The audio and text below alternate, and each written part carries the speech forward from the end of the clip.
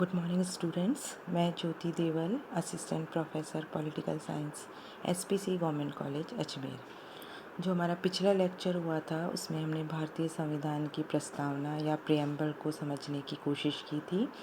आज हम fundamental rights या मूल अधिकार जो हैं उनके बारे में बात करेंगे कि मूल अधिकारों की आवश्यकता क्यों है, उनका महत्व क्या है, मूल अधिकार जो हैं उनका अर्थ क्या है और भारतीय संविधान में मूल अधिकारों के उल्लेख की आवश्यकता क्यों पड़ी।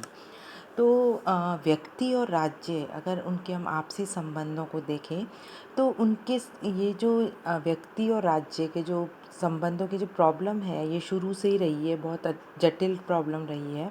और वर्तमान समय में जो डेमोक्रेटिक सिस्टम होने के कारण इस समस्या ने विशेष महत्व जो है वो प्राप्त कर लिया है।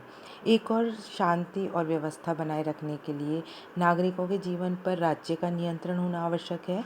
तो दूसरी तरफ राज्य की शक्ति पर भी ऐसी सीमाएं लगा देना आवश्यक है जिससे राज्य जो है वो मनमाने तरीके से आचरण ना करे और व्यक्तियों की स्वतंत्रता और अधिकार जो है उनको सुरक्षित रखा जा सके।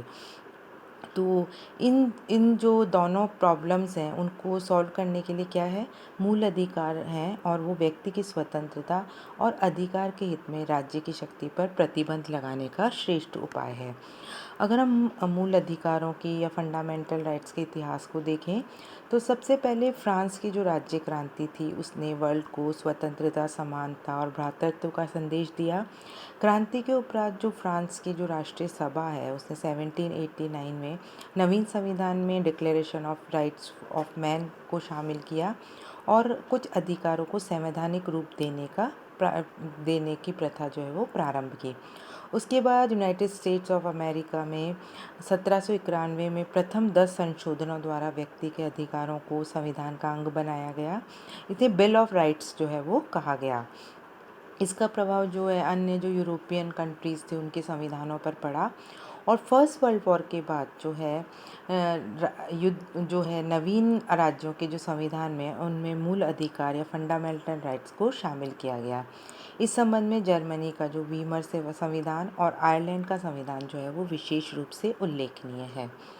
फिर जो है द्वितीय जो महायुद्ध था यानी सेकेंड वर्ल्ड वॉर के जो टाइम था उसमें मूल अधिकार का विचार जो है वो और ज़्यादा पॉपुलर हुआ और युद्ध के बाद भारत, बर्मा, जापान आदि जिन देशों में संविधान का निर्माण हुआ उन सभी में जो है मूल अधिकार या फंडामेंटल राइट्स को शामिल किया गया।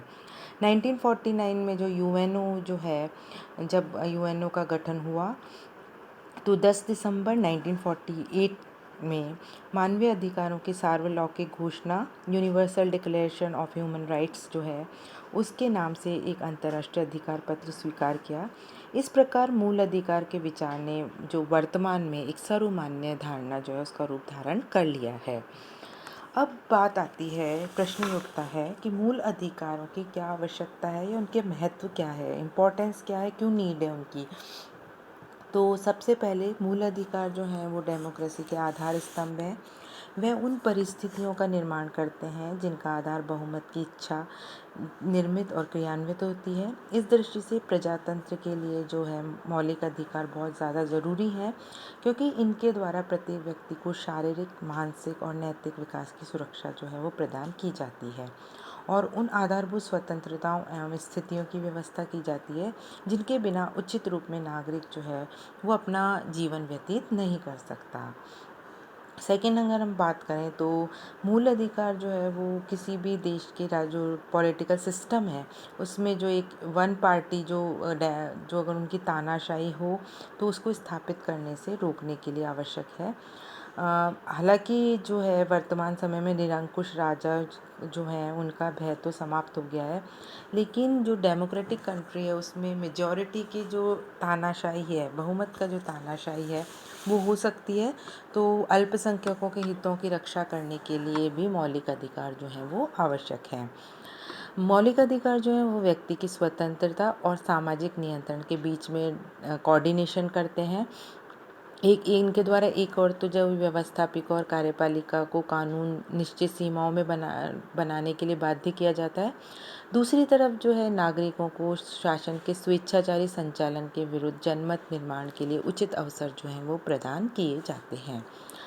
तो जब मौलिक अधिकारों को संविधान के द्वारा निश्चित कर दिया जाता है तो इनके महत्व जो है वो और ज़्यादा बढ़ जाता है, क्योंकि इन्हें साधारण कानून से अधिक महत्वपूर्ण स्थान और जो पवित्रता जो है वो प्राप्त हो जाती है। इसीलिए उनका उल्लंघन नहीं किया जा सकता और विधायी और कार्यपालिका और न्यायिक सत्ता के लिए भी उनका पालन करना जो है वो आवश्यक हो जाता है।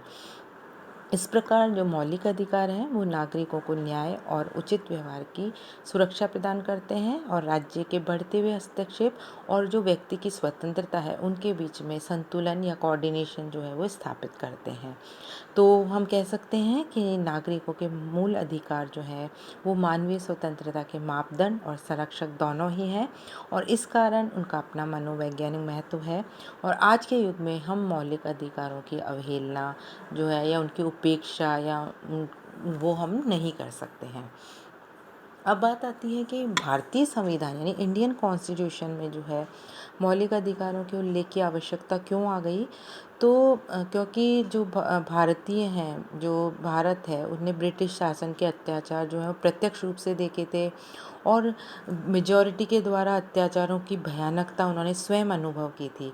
तो उनके द्वारा इसलिए स्वाभाविक रूप से जो हमारी संविधान सभा है उसके द्वारा ये सोचा गया कि एक ऐसी व्यवस्था स्थापित कर देनी चाहिए जिससे जो शासन है वो जनता पर इस प्रकार अत्याचार ना कर सके। और अब नया नया डेमोक्रेसी जो है वो भारत में आई थी, तो इस कारण जो है नागरिकों के अधिकारों को विधानमंडल की इच्छा पर छोड़ना भी उचित नहीं समझा गया और इसीलिए डॉक्टर अंबेडकर ने संविधान सभा में कहा था कि भारत में इन अधिकारों को विधानमंडलों या सरकार की इच्छा पर छोड़ देना उचित नहीं है, क्योंकि भारत में लोकतंत्र पूर्ण से अभी पनप नहीं पाया है। इसलिए इन अधिकारों को संविधान में स्थान दिया गया है। अब प्रश्न ये उठता है कि मौलिक अधिकार या मूल अधिकारों का अर्थ क्या है। What is the meaning of fundamental rights.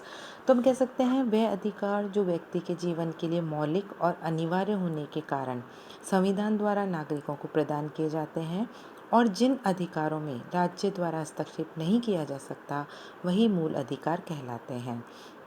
इस प्रकार जो मूल अधिकार है उन्हें राज्य द्वारा जो पारित विधि है, जो कानून है, उनसे ऊंचा स्थान जो है वो प्राप्त होता है।